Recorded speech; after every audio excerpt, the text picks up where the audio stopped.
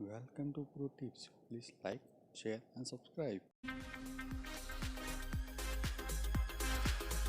नमस्कार, future express में आप सभी का स्वागत है। मैं हूं सुमित और वीकली एक्सपायरी से एक दिन पहले भारतीय बाजारों के अंदर आज फिर सीवियर सेल ऑफ देखने को मिला और सेल ऑफ था फ्रंट लाइन इंडेक्स में इतना नहीं, लेकिन मिड कैप स्मॉल कैप में तो एक अच्छा खासा कारण है। 2.5% के आसपास की बिकवाली आपको स्मॉल कैप इंडेक्स में दिखाई पड़ेगी। हालांकि थोड़ा सा मार्केट ने रिस्पाइट जरूर लिया है लोअर लेवल से।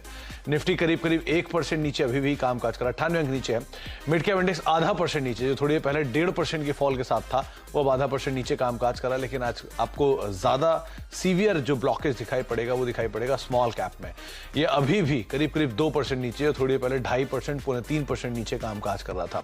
तो मार्केट में हैवी बिकवाली और 16,000 के जोन्स के करीब निफ्टी पहुंचता दिखाई पड़ा। 16,200 जो कि निफ्टी के लिए एक बढ़िया सपोर्ट के तौर पे हाल फिलहाल में कामकाज कर रहा था। Rather 16,150 to be very precise, जो बढ़िया सपोर्ट के तौर पे कामकाज कर रहा था, वो आज टूटता हुआ दिखाई पड़ा और उसके नीचे मार्केट्स मूव करके गए। हालांकि अभी भी 16,150 के आसपास ही निफ्टी ट्रेड कर रहा है। सिचुएशन कई सारे इंडेक्स को देख के ऐसी लग रही है कि शायद ओवरसोल्ड साइड पर जाते हुए दिखाई पड़ रहे हैं। कई जानकार मान भी रहे हैं कि शायद पुल बैक आता हुआ दिखाई पड़े, लेकिन अभी की सिचुएशन सिनेरियो को देखकर तो ऐसा नहीं लग रहा। अच्छा, 421 शेयर ऐसे हैं जो कि तेजी में हैं, 2300-2400 शेयर ऐसे हैं जो कि बिकवाली के साथ कामकाज कर रहे हैं, यानी कि हर एक शेयर के सामने 6 शेयर बिकवाली वाले आपको दिखाई पड़ेंगे। तो मेजरली ब्रॉडर मार्केट का सेल ऑफ ये सेकंड डे है जो कि मार्केट में प्रिवेल कर रहा है।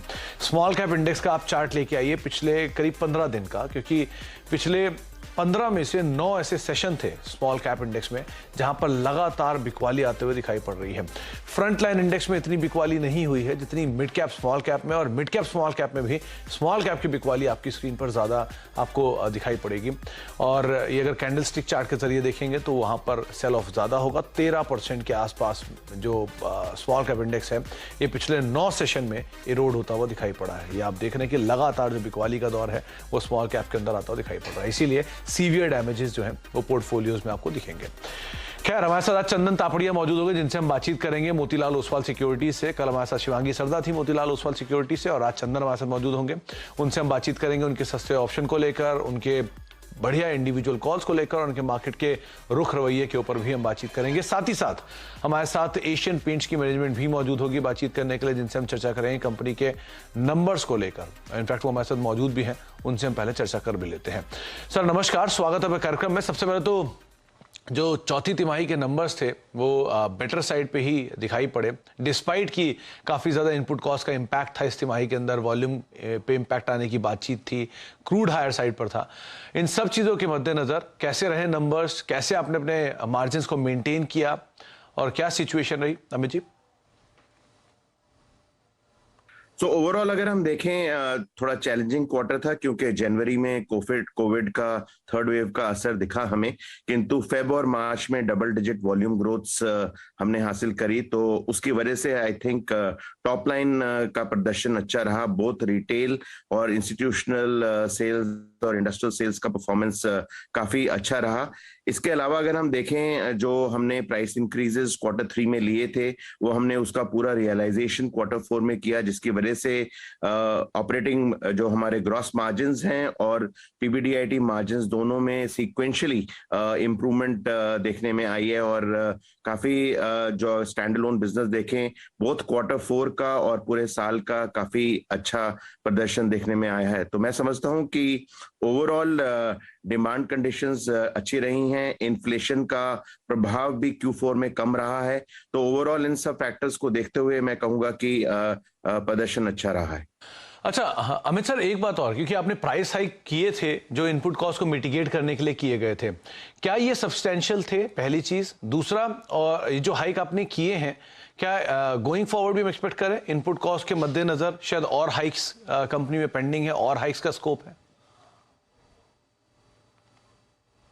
तो ओवरऑल अगर हम देखें फरवरी मार्च में जिस तरह की कंज्यूमर डिमांड निकल के आई है, और जैसे मैंने कहा डबल डिजिट वॉल्यूम ग्रोथ हमने हासिल करी हैं, वही ट्रेंड हमें अप्रैल में भी देखने को मिल रहा है। और तो इसी के बेसिस पे हम कह सकते हैं कि जो कंज्यूमर का सेंटिमेंट है और कंज्यूमर का डिमांड कंडीशंस हैं वो फिर भी काफी अच्छी हैं मार्केट में, जिसकी वजह से हमें लगता है कि ओवरऑल क्वार्टर 1 में कंज्यूमर सेंटिमेंट अच्छा रहेगा।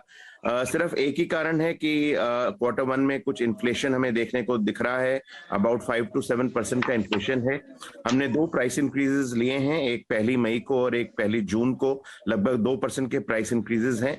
तो आगे जाके हमें लगता है कि थोड़े प्राइस इंक्रीजेस कैलिब्रेटेड रहेंगे हमारे, ताकि हम कंज्यूमर डिमांड को बैलेंस कर सकें। इसके अलावा sourcing, formulation efficiencies, operating efficiencies पे काफी ध्यान रहेगा, ताकि हम मिनिमम लेवल पे प्राइस हाइक्स ले सकें और ये बैलेंसिंग चलती रहेगी। पर हमारी ये धारणा है कि ओवरऑल कंज्यूमर डिमांड अच्छी रहेगी क्वार्टर वन में। अच्छा Amit sir, rural markets prominent markets रहते हैं, कैसी डिमांड है वहां से, किस तरह की एक्सपेक्टेशन आप वहां से लगा रहे हैं, अभी का प्रेजेंट सिनेरियो किस तरह का है वहां पे? क्वार्टर फोर में अगर हम देखें, थोड़ा सा क्योंकि प्राइस हाइक्स काफी ज्यादा थे, तो उसकी वजह से थोड़ा सा demand was affected in smaller towns. थोड़ा सा अगर हम देखें, जो इकोनॉमी प्रोडक्ट्स है उनका एक प्राइस का इलास्टिसिटी रहता है, जिसकी वजह से थोड़ा हमें असर डिमांड पे देखने को आया इन क्वार्टर फोर। तो हमें लगता है कि जिस तरह का अभी मॉनसून का प्रेडिक्शन है कि नॉर्मल मॉनसून हैं, और ओवरऑल जिस तरह का अभी हार्वेस्टिंग सीजन निकलेगा, उस हिसाब से देखा जाए तो जो छोटे शहर हैं उनका डिमांड भी अच्छा निकलना चाहिए, ये हम बिलीव करते हैं। और काफी एक पेंट अप डिमांड है 2 साल से कोविड की वजह से, तो वो सब फैक्टर्स को लेके अगर हम देखें तो ओवरऑल डिमांड हमें लगता है कि ठीक ठाक निकलना चाहिए। अच्छा अमित सर, पेंट स्पेस के अलावा अदर बिल्डिंग मटेरियल स्पेस के अंदर, होम इंप्रूवमेंट स्पेस के अंदर आपने यहाँ पर भी काफ़ी डाइवर्सिफाई किया है अभी इसको लेकर, क्योंकि पहले ये था कि पहले एशियन पेंट एक पेंट कंपनी थी, लेकिन अब होम सॉल्यूशंस प्रोवाइड कराने वाली कंपनी है। तो इस तरह की स्ट्रैटेजी के साथ आप क्या ग्रोथ देख रहे हैं स्पेस में, कैसे मान के चले हम गोइंग फॉरवर्ड? तो जो होम डेकोर का हमारा एरिया है, जो घर की सजावट का एक बिजनेस है, हमने उसको काफी तेजी से बढ़ाया है लास्ट 2-3 साल में। ओवरऑल हमारा लक्ष्य ये है कि हम कस्टमर्स को एक पूरा घर की सजावट में, जो कि जिसमें पेंटिंग इंक्लूडेड है, उस तरह से एक अच्छा घर, जो ड्रीम होम बोलते हैं, उनको दे सकें। उसी के लिए हम जो पूरी सजावट के एरियाज हैं उसको अंडर वन रूफ, हमारे ब्यूटीफुल होम स्टोर्स हैं, जो लगभग 29 स्टोर्स हैं इंडिया में, और साल के आखिर तक मैं समझता हूं कि ये 65 से 70 स्टोर्स होने वाले हैं। उनके माध्यम के थ्रू से हम पूरे जो डेकोर की रेंज है, लगभग 10-12 कैटेगरीज है, जिसमें kitchen, bathroom, sanitary, tiles, furnishing, furniture, lighting सब शामिल हैं। वो हम देना चाहते हैं एक सम्मिलित वे में, जिसमें एग्जीक्यूशन भी शामिल है।